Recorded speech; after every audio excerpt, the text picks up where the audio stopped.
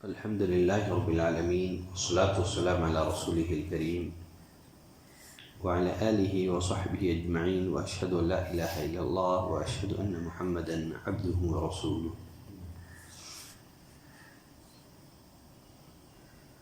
أعوذ بالله من الشيطان الرجيم من همزه ونفخه ونفثه. ولا تنكحوا ما نكح آباؤكم من النساء إلا ما قد سلف إنه كان فاحشة ومقتا وساء سبيلا. حرمت عليكم أمهاتكم وبناتكم وأخواتكم وعماتكم وخالاتكم وبنات الأخ وبنات الأخت وأمهاتكم اللاتي أرضعنكم وأخواتكم من الرضاعة وأمهات نسائكم وربائبكم اللاتي في حجوركم من نسائكم اللاتي دخلتم بهن فإن لم تكونوا دخلتم بهن فلا جناح عليكم وحلائل أبنائكم الذين من أصلابكم وأن تجمعوا بين الأختين إلا ما قد سلف إن الله كان غفورا رحيما. سورة النساء کی 2 آیتیں میں نے تلاوت کی ہیں، آیت نمبر 22 اور 23. ان آیت میں اللہ نے فرمایا وَلَا تَنْكِحُوا مَا نَكَحَ آبَاؤُكُم مِّنَ النِّسَاءِ، ان عورتوں سے نکاح نہ کرو جن سے تمہارے باپوں نے نکاح کیا ہے، إِلَّا مَا قَدْ سَلَفَ، مگر جو گزر چکا ہے، یعنی سوتیلی ماں سے نکاح مت کرو، اس لیے کہ سوتیلی ماں ان کا مقام در حقیقت ماں کا ہی مقام ہے. زمانے جاہلیت میں لوگ اپنے سوتیلی ماں سے نکاح کر لیا کرتے تھے، بلکہ عبداللہ ابن عباس رضی اللہ تعالیٰ عنہ فرماتے ہیں کہ زمانے جاہلیت میں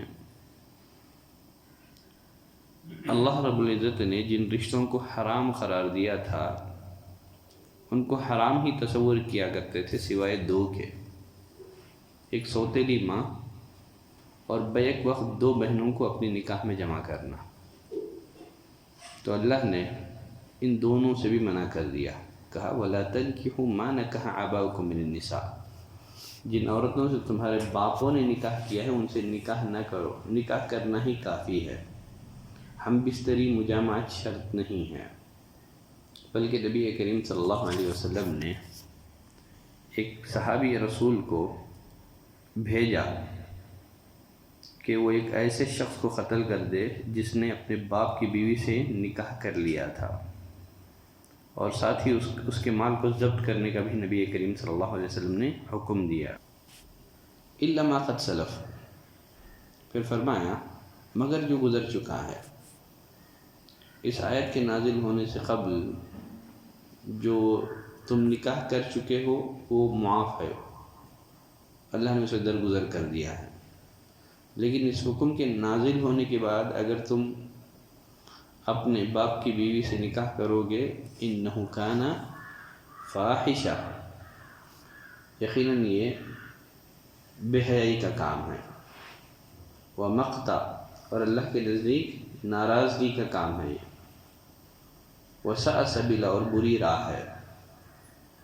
پھر آگے اللہ نے فرمایا حرام کی گئی ہیں تم پر تمہاری مائیں اور تمہاری لڑکیاں، تمہاری بہنیں، تمہاری پھوپھیاں اور تمہاری خالائیں اور بھائی کی لڑکیاں یعنی بھتیجیاں، بہن کی لڑکیاں بھانجیاں، اور تمہاری وہ مائیں جنہوں نے تمہیں دودھ پلایا ہے، اور تمہاری دودھ شریک بہنیں، اور تمہاری ساس، اور تمہاری وہ پرورش کردہ لڑکیاں جو تمہاری گود میں ہیں، تمہاری ان عورتوں سے جن سے تم دخول کر چکے ہو.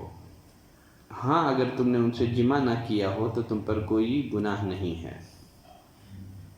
اور تمہارے صلبی سگے بیٹوں کی بیویاں،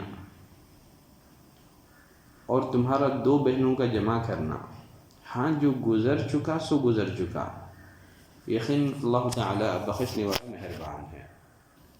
جن عورتوں سے نکاح حرام ہے ان کی 2 قسمیں ہیں. نمبر 1 ایسے رشتے جو ہمیشہ کے لیے حرام ہیں، نمبر 2 ایسے رشتے جو وقتی اور عارضی طور پر حرام ہیں۔ ایسے رشتے جو ہمیشہ کے لیے حرام ہیں، ان کے 3 اسباب ہیں۔ نمبر 1 نسب یعنی خونی رشتوں کے باعث، نمبر 2 مصاحرت یعنی شادی کے باعث، نمبر 3 رضاعت دودھ پلانے کے باعث۔ نسب کی وجہ سے حرام جو رشتے ہیں وہ 7 ہیں۔ نمبر 1 امہات مائیں، ان میں ماں کی مائیں اور باپ کی مائیں بھی شامل ہیں، یعنی دادیاں اور نانیاں بھی شامل ہیں۔ دوسرے نمبر پر ہے بنات بیٹیاں، ان میں پوتیاں اور نواسیاں بھی شامل ہیں۔ تیسرے نمبر پر ہے اخوات بہنیں، نمبر 4 عمات پھوپھیاں، نمبر 5 خالات خالائیں، نمبر 6 بنت الاخ بھتیجیاں، نمبر 7 بنت الاخت بھانجیاں۔ نکاح کی بنا پر جو رشتے حرام ہیں وہ 4 ہیں۔ نمبر 1 ساس، بیوی کی دادیاں اور نانیاں بھی اس حکم میں شامل ہیں۔ نمبر 2 ربیبہ، ربیبہ سے مراد وہ لڑکی ہے جو بیوی کے پہلے خاوند سے ہو، لیکن اللہ نے ربیبہ سے نکاح کے لیے ایک شرط رکھی ہے، تمہاری وہ پرورش کردہ لڑکیاں جو تمہاری گود میں ہیں تمہاری ان عورتوں سے جن سے تم دخول کر چکے ہو۔ تو ربیبہ سے نکاح کے لیے اس آیت کریمہ میں جماع کی شرط رکھی گئی ہے، ہم بستری کی شرط رکھی گئی ہے۔ تیسرے نمبر پر ہے صلبی بیٹوں کی بیویاں، اور چوتھے نمبر پر باپ کی بیوی۔ یہ جو 4 رشتے ہیں ان سے نکاح کی بنا پر حرمت ثابت ہوتی ہے، اور پھر جن سے ہمیشہ کے لیے نکاح حرام ہے اس کا ایک سبب ہے رضاعت۔